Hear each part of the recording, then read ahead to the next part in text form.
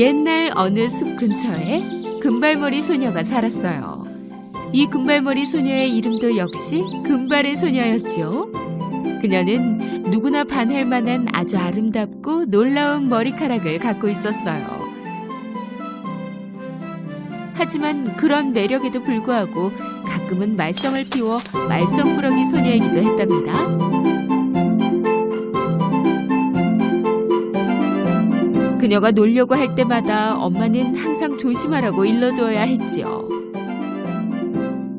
얘야, 숲속에 들어가지 말고 뒷마당에서 놀려무나. 깊은 숲속엔 곰가족이 사는 판잣집이 있었어요. 커다란 덩치의 아빠곰, 중간 크기의 엄마곰, 그리고 아기곰이 살았어요. 엄마곰은 항상 아침으로 오트밀죽을 만들기 위해 일찍 일어났어요. 어느 날 아침, 아기곰도 평소보다 일찍 일어났더니 배가 고팠어요. 하지만 죽은 너무 뜨거웠죠? 엄마, 죽이 식을 때까지 우리 숲속으로 산책하러 가면 안 돼요? 엄마곰, 아빠곰, 그리고 아기곰까지 식탁을 차려놓고 산책을 나섰어요. 같은 시간, 금발의 소녀도 엄마의 아침 식사 준비가 다 끝날 때까지 뒷마당에서 놀고 있었죠. 하지만 항상 같은 곳에서 놀자니 무척 지루했어요. 그녀는 숲속 깊은 곳에 가고 싶은 호기심이 들었죠. 산책인데 무슨 일이 생기겠어? 그녀는 주위를 살폈어요. 아무도 없다는 것을 알고 그녀는 숲속으로 달려갔어요. 피곤해진 그녀는 가던 길을 멈추고 주변을 둘러보았어요. 너무 아름다워. 꽃, 숲, 나무들까지. 왜 진작에 오지 않았지? 소녀는 더 깊은 숲속으로 들어갔어요. 그 사이 곰가족이 산책을 하는데 아기 곰이 나뭇가지에 있는 벌집을 보았어요. 정말 큰 벌집이야. 분명히 꿀로 가득할 거야. 아빠, 우리 꿀 좀 먹으면 안 돼요? 그건 안 돼, 아들아. 그건 벌들 거잖니. 또 그들의 집이고. 남의 집에 함부로 들어가면 안 돼. 음식도 마음대로 먹으면 안 되고. 엄마 아빠 말씀이 맞아요. 우리 집에 있는 맛있는 아침 식사를 먹으면 돼요. 같은 시간 금발의 소녀는 아주 오랫동안 걷다 보니 길을 잃고 말았어요. 그녀는 돌아가려고 했지만 길을 찾을 수 없었죠. 소녀는 무척 피곤하고 배고팠어요. 피곤해서 울 지경이었죠. 그렇지만 조금 더 걸었어요. 마침내 길 끝에 다다랐고 그녀는 나무들 사이에 있는 곰가족의 집을 발견하였어요. 그녀는 조심스럽게 집 쪽으로 갔어요. 주변을 걷는데 아무도 보이지 않았어요. 소녀가 문을 두드렸지만 역시 아무런 대답도 없었죠. 창문으로 안을 들여다보니 테이블 위에 뜨거운 김이 모락모락 나는 그릇이 3개 있는 게 아니겠어요? 소녀는 다시 문 앞으로 가서 이번엔 세게 노크하다가 문을 열었죠. 금발의 소녀는 즐거워하며 안을 향해 소리를 질렀어요. 누구 없나요? 아무런 인기척이 없자 그녀는 안으로 향했고 바로 테이블로 갔어요. 테이블 위에는 큰 그릇, 보통 그릇, 그리고 작은 죽그릇이 3개 있었어요. 무척 배가 고팠던 소녀는 가장 큰 그릇에 죽을 먹고 싶었죠. 하지만 스푼을 입에 대어 보았더니 너무나 뜨거웠어요. 여전히 식지 않았던 거죠. 소녀는 즉시 보통 그릇 쪽으로 눈길을 돌렸어요. 하지만 이것은 너무 차가워서 역시 먹고 싶지 않았죠. 너무 차가워. 마침내 가장 작은 그릇에 스푼을 담궜어요. 이 죽은 너무 차갑지도 너무 뜨겁지도 않네. 완전히 딱 내가 원하던 거야. 그렇게 소녀는 가장 작은 그릇에 있던 죽을 모두 먹었어요. 아침을 다 먹어 치운 그녀는 너무 배가 불렀어요. 그래서 잠시 벽난로 앞에 있는 세 의자 중 한 곳에 앉아 쉬고 싶었지요. 소녀는 가장 큰 의자, 보통 사이즈의 의자, 그리고 가장 작은 사이즈의 의자, 이렇게 3개 중에 가장 먼저 큰 의자에 앉으려 했지만 오르기조차 힘들었어요. 그래서 보통 의자에 앉았더니 이번엔 너무 딱딱해서 불편했어요. 마침내 그녀는 가장 작은 의자에 앉았는데 아주 편한 게 딱 소녀의 사이즈였어요. 그때 갑자기 의자가 시끄러운 소리를 내며 부서져 버렸어요. 금발의 소녀는 바닥에 주저앉아 어찌해야 할지 몰랐죠. 그녀는 옆방으로 들어갔어요. 그곳엔 3개의 침대가 있었어요. 큰 사이즈, 보통, 그리고 작은 사이즈였죠. 먼저 큰 침대에 누웠는데 그녀에게 너무 크고 또 딱딱했어요. 두 번째는 그녀의 사이즈보다는 아주 조금 컸고 또 너무 푹신했어요.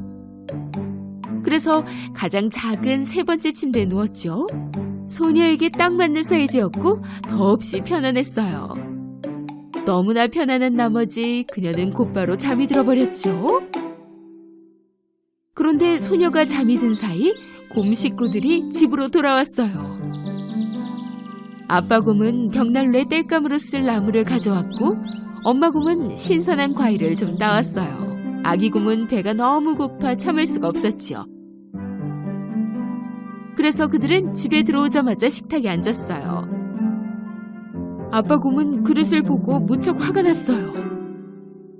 누가 내 죽맛을 본 것 같은데? 엄마 곰도 그녀의 그릇을 보았어요. 제 죽도 맛을 봤나 봐요.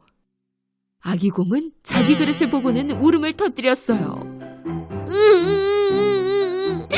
제 오트밀죽도 맛을 봤나 봐요. 맛만 본 게 아니라 다 먹어치웠다고요. 그들은 모두 일어나 둘러보기 시작했어요. 아빠 곰은 벽난로 앞에 의자를 발견했어요. 누가 내 의자에 앉았었나 봐. 이것 봐. 의자가 다른 곳에 있잖아.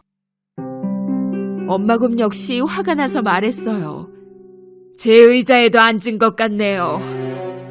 좀 전처럼 아기 곰은 다시 울음을 터뜨렸어요. 제 의자 좀 보세요. 부서져 있어요.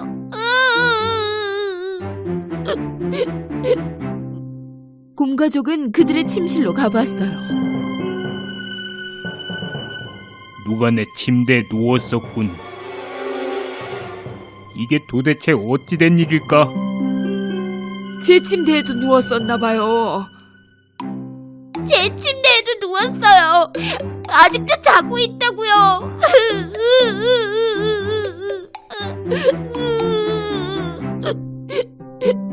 아빠 곰은 아기 곰의 침대로 갔어요.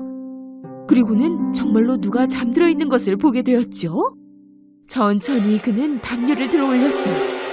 그러자 놀랍게도 작은 소녀가 침대에서 자고 있는 게 아니겠어요? 이 작은 소녀가 우리 집에서 뭘 하고 있는 거지?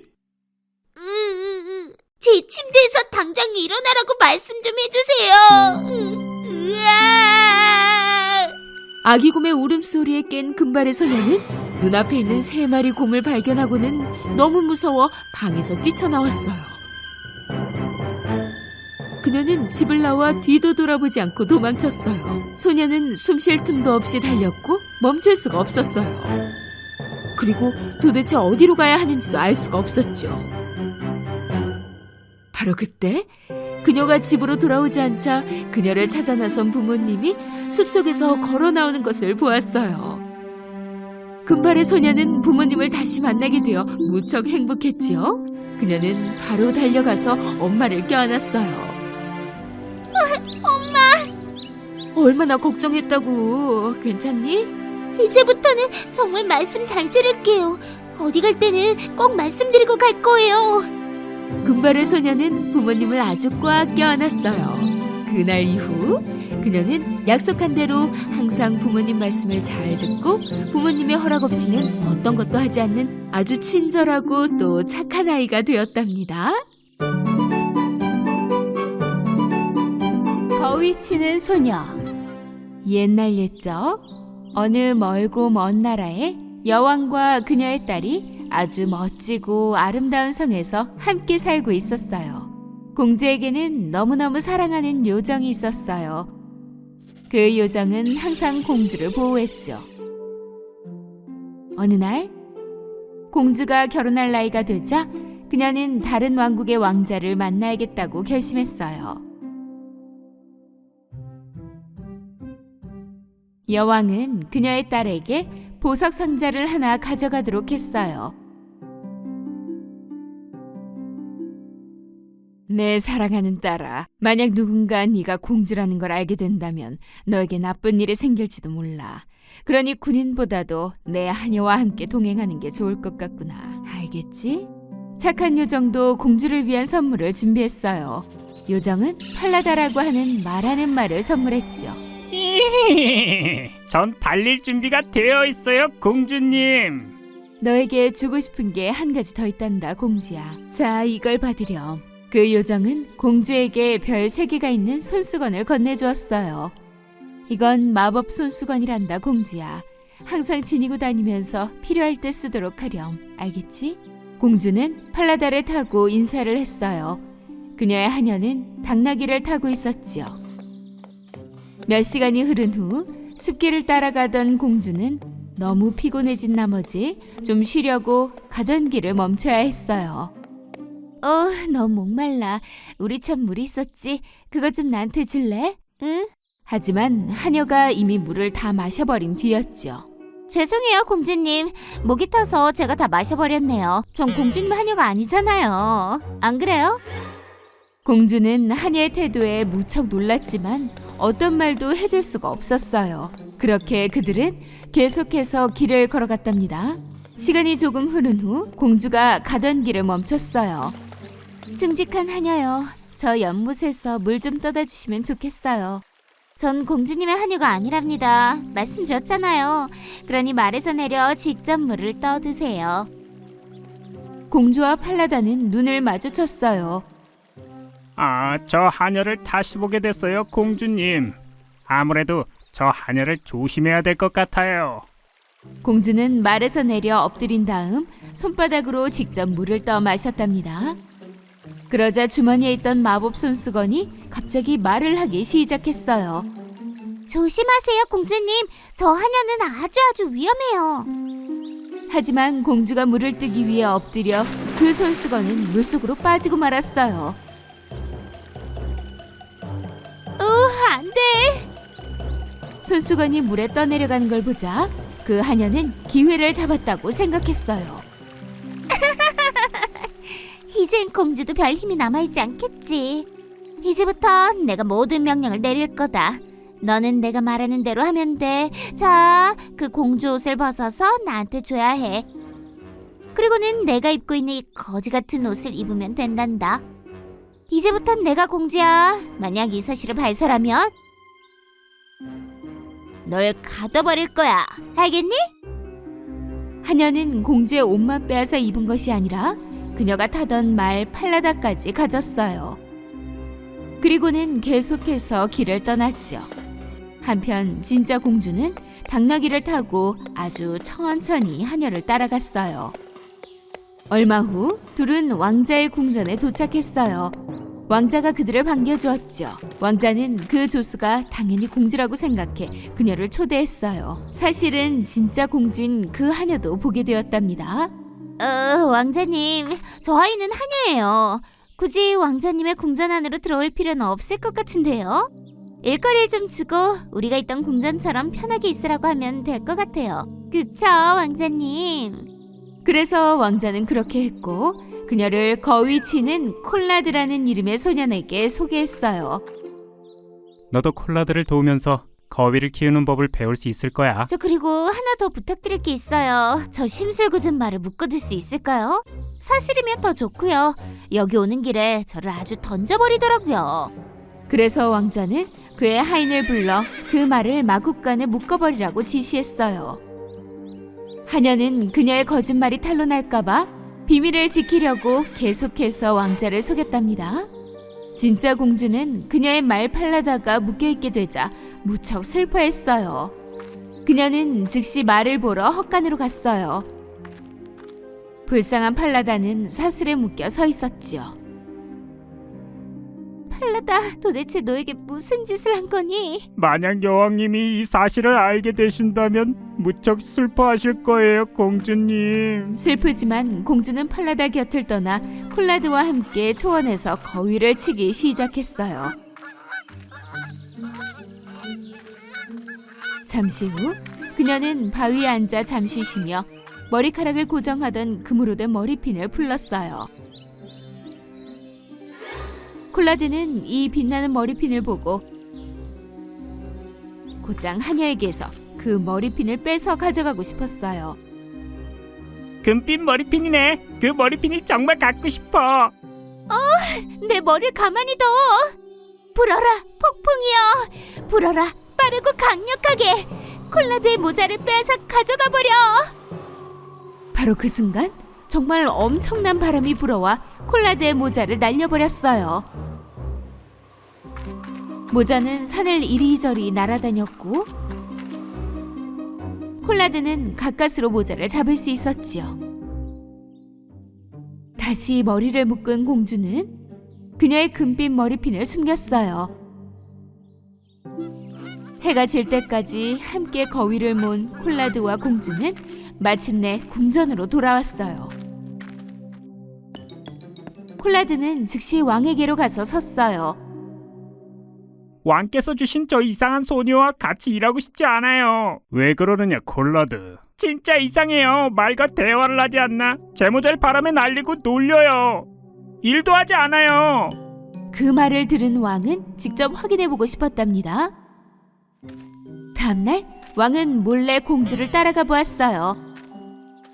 공주는 먼저 헛간으로 가서 사슬로 묶인 팔라다에게 말을 걸었죠. 진짜로 말하는 말을 보자 왕은 보고도 믿을 수가 없었어요. 왕은 곧이어 콜라드와 공주가 거위를 모는 초원으로 가서 숲을 뒤에 숨어 있었어요. 잠시 후 그는 공주가 머리에 금빛 머리핀을 하고 있는 걸 봤어요.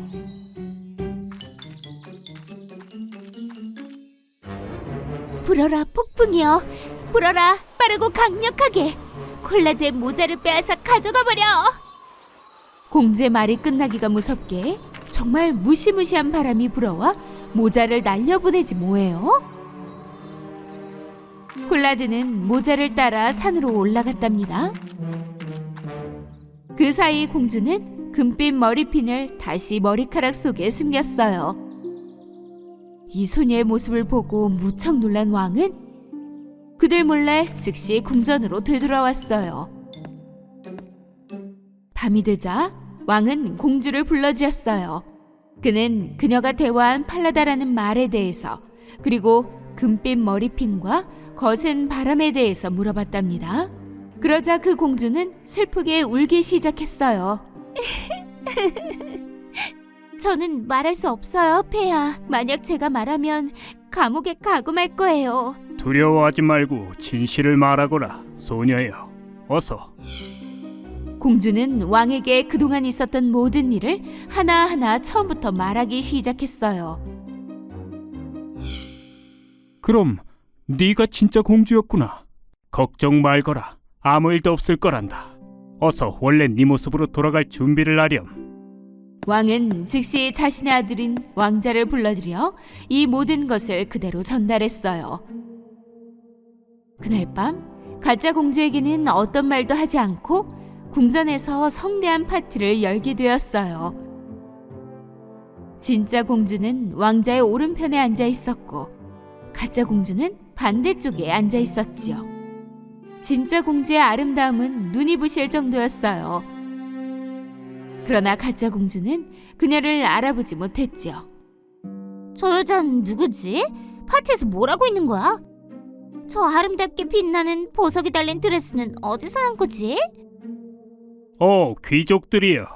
할 얘기가 있습니다. 잘 들어주세요. 왕은 마치 다른 사람의 이야기인 양 공주에게 있었던 일들을 얘기하기 시작했어요. 마지막엔 사람을 속이는 자에게 어떻게 벌을 내리는 게 좋을지를 모든 이에게 질문했답니다. 그 거짓말쟁이한테는 가장 무서운 벌을 내리셔야 합니다, 폐하. 그녀의 발은 사슬로 묶고 영원히 감옥에서 살게 말이에요. 정말요? 하지만 이 이야기의 거짓말쟁이는 바로 너야. 넌 네 스스로 벌을 내렸구나. 군인들, 이 거짓말쟁이를 이 궁전에서 끌어내어라. 당장! 그녀는 하녀, 아니 진짜 공주의 삶을 거짓말로 무너뜨린 벌을 받게 되었답니다. 그리고 그날 밤 왕자는 진짜 공주에게 프로포즈했어요.